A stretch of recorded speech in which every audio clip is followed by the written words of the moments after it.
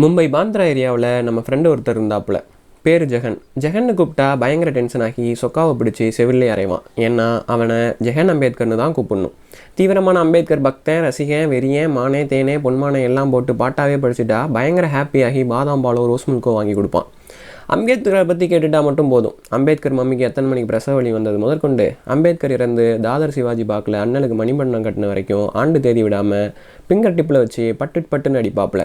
பர்ஸில் பஸ்ஸுக்கு காசு இருக்கோ இல்லையோ, அம்பேத்கர் போட்டால் 2 மலையில் நனைஞ்சாலும் சேதாரமாகாமல் இருக்க லேமினேஷன் எல்லாம் பண்ணி சிறப்பாக வச்சுருப்பாப்புல.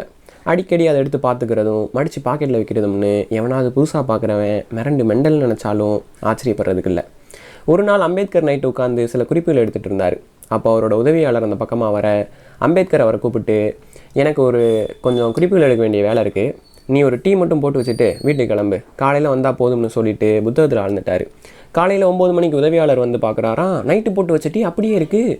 புத்தகத்தை இன்னும் அம்பேத்கர் புரட்டிகிட்டே இருக்கிறாரு. உதவியாளர் வந்த சத்தம் கேட்டு நிமிர்ந்து பார்த்த அம்பேத்கர் கேட்டாராம், உன்னை அப்பவே போக சொல்லிட்டேன்ல, நீ இன்னும் போகலையா அப்படின்னு கேட்டாராம். பதில் சொல்ல வார்த்தை வராத உதவியாளர் அழுது கொண்டே அம்பேத்கர் பக்கத்தில் நின்னாராம்.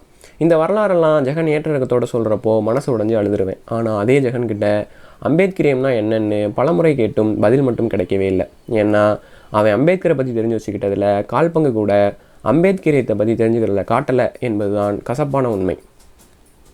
அம்பேத்கர் சாதி ரீதியாக ஒடுக்கப்பட்டு சக மாணவர்களாலும் ஆசிரியர்களாலும் புறக்கணிக்கப்பட்டு பரோடா மன்னரின் உதவியால் கல்வி பயின்று காந்தியால் பல சோதனைகளுக்கு உள்ளாக்கப்பட்டு இந்திய அரசியலமைப்பு சாசனத்தை உருவாக்கி தாழ்த்தப்பட்டவர்களுக்கான இடஒதுக்கீடும் சீர்திருத்தங்களும் சலுகைகளும் வாங்கி தந்தார் என்பதற்காகவே அம்பேத்கர் கொண்டாடப்பட வேண்டியவரா? ஒருவேளை அதுக்காகத்தான் நீங்கள் அம்பேத்கரை கொண்டாடுறீங்கன்னா, அம்பேத்கரே தான் கொளுத்துவேன்னு சொன்ன சட்ட புத்தகத்துக்கு கூட உங்களையும் தூக்கி போட்டு கொளுத்திடுவார். Be careful. நம்ம ஆளுங்களை முட்டுச்சந்தில் விட்டு வெளுவெளுன்னு வெளுத்தா கூட சில்லுன்னு ஒரு காதல் பட பஞ்சாயத்தில் கையை பிடிச்சிருந்ததுக்காக வடிவேல் அடி வாங்குறாப்புல. அப்படி தானப்பா எல்லாரும் அடித்தாச்சுல்ல, அப்புறம் அவன் வரல இவன் வரலன்னு சொல்லக்கூடாதுங்கிற ரேஞ்சில் துண்டை உதறி தோளில் போட்டுட்டு போய்கிட்டே இருப்பாங்க. பட் ஆனந்த்ராஜ் ஆட்டோ டிரைவர் மாணிக்கத்தை கரண்ட் கம்பத்தில் கட்டி வச்சு அடிக்கிற சீனை பார்த்தா கண்ணீர் விட்டு கதறி எழுது போடுவாங்க. ஏன்னா சென்டிமெண்ட்டில் நம்ம ஆளுங்க செம்ம வீக்கு. ஈரோட்டு கிழவன் தள்ளாத வயசுலையும் குடலரக நோயோடு மூத்திரப்பையை தூக்கிட்டு ஊராக போய் பகுத்தறி பிரச்சாரம் பண்ணார்னு ஒரு சோக சீனோ இல்லை. அதிநவீன ஆயுதங்களோட உள்ளே போன அமைதிப்படைய பிரபாகரன் ஓட விரட்டி அடித்த ஆக்ஷன் பிளாக்கோ போதும் நம்ம ஆளுங்களை மண்டையில் தட்டி உட்கார வைக்க. அதுலேயும் குறிப்பாக அண்ணன் சீமான் காட்டுற குரலி வித்தைக்கும் குரங்கலேகியத்துக்கும் மார்க்கெட்டில் செம்ம கிராக்கி.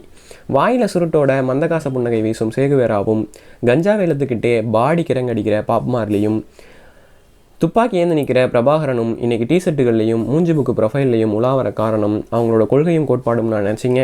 ஹீரோயிசம் என்கிற இத்து போன அந்த சென்டிமெண்ட் மாயத்தை தவிர வேற ஒரு ஈர வெங்காயமும் கிடையாது. காரல் மார்க்ஸோட ஊட்டுக்காரம்மா ஜென்னி மார்க்ஸ் சொன்னாங்க, பிறந்தபோது எங்கள் குழந்தைகளுக்கு தொட்டில்கள் இல்லை, இறந்தபோது அடக்கம் செய்ய சவப்பெட்டிகள் இல்லை என்று. ஐயோ, கேட்கவே மனசு வலிக்குதே. பாவம் யா காரல் மார்க்ஸும் ஜென்னியும். இம்பிட்டு கஷ்டப்பட்டாலும் உழைக்கும் மக்கள் முன்னேற பாடுபட்டு தத்துவமெல்லாம் எழுதியிருக்காப்புல பாரு. மார்க்ஸ் வாழ்க, ஜென்னி வாழ்க, மூலதனம் வாழ்க, கம்யூனிஸ்ட் கட்சி அறிக்கை வாழ்க, கூடவே கம்யூனிசமும் வாழ்க வாழ்க. உழைக்கும் மக்களுக்காக தங்கள் வாழ்வை அர்ப்பணித்து இறுதி மூச்சு வரை போராடிய தலைவர்களும் மேதைகளும் போற்றப்பட வேண்டியவர்களே. அதில் எல்லளவும் மாற்று கருத்துக்கு இடமில்லை. ஆனால் தலைவர்களை கொண்டாட்டிவிட்டு தத்துவங்களை கைவிட்டால் வருடம் புனித வெள்ளி என்று இயேசுவின் கைகால்களில் ஆணியடிக்கப்படும் போது கதறியலும் கிறிஸ்தவர்களுக்கும் நமக்கும் யாதொரு வித்தியாசமும் இல்லை. தொடரும். இந்த பதிவு உங்களுக்கு பிடிச்சிருந்தால் லைக் பண்ணுங்கள், ஷேர் பண்ணுங்கள், மறக்காமல் சப்ஸ்கிரைப் பண்ணுங்கள். அதோட உங்களுடைய கருத்துக்களை கமெண்ட் பாக்ஸில் கமெண்ட் பண்ணுங்கள். உங்களுடைய ஃப்ரெண்ட்ஸுக்கு யூஸ் ஆகும் அப்படின்னு நினச்சிங்கன்னா மறக்காமல் ஷேர் பண்ணுங்கள். நன்றிகள்.